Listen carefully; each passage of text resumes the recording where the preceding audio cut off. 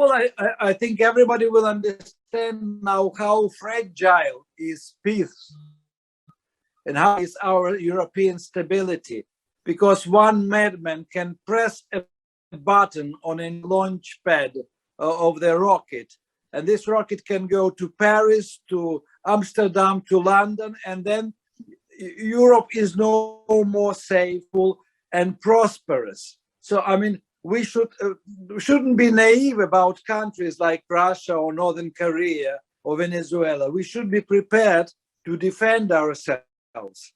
Politicians shouldn't be naive at all, because, I mean, for a politician to be naive is a crime.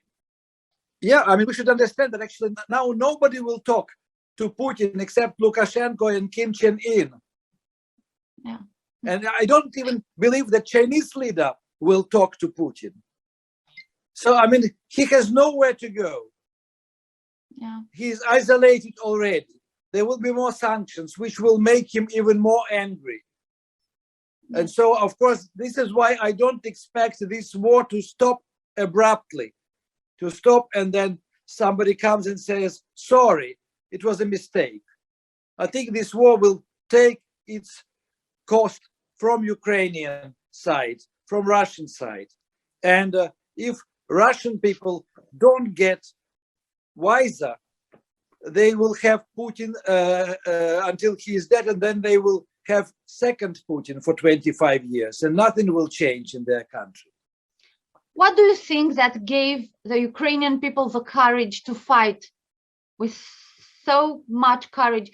Their president Zelensky, or the solidarity of all the world? What gave them this huge courage to fight? Well, Zelensky showed a good example of correct behavior in dangerous situation. He took responsibility. So I myself, not a fan of Zelensky, I didn't vote for him, but I have a respect for his behavior now.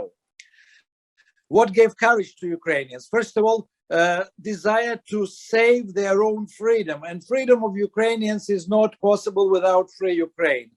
If the Russia comes and occupies, then nobody is free, and Ukrainians will go abroad and they will settle in Portugal, in Canada, they will work there, they will become Canadian Ukrainians, Polish Ukrainians, and that will be the end of the European dream of Ukrainians. And European dream existed in Ukraine much longer than American dream. American dream exists in movies. Yeah, you said at one point there can be no free and safe Europe without a free and independent Ukraine. Yes, because if we are occupied, European Union will have this madman on the border, and he will not stop at Ukraine. There will be Baltic states in danger. There will be Poland in danger.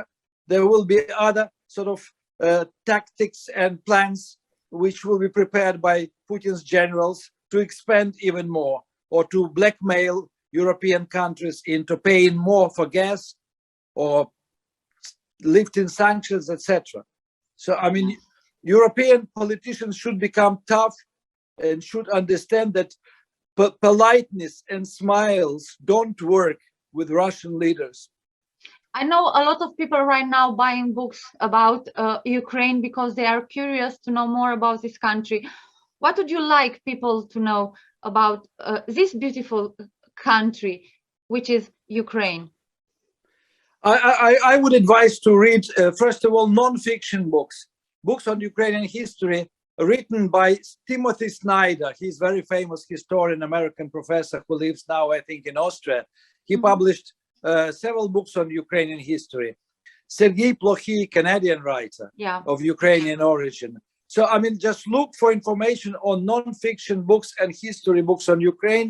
And after these books, you can read any fiction written by Ukrainian writers, and you will understand it better, because then you will be able to put the stories into the historical context.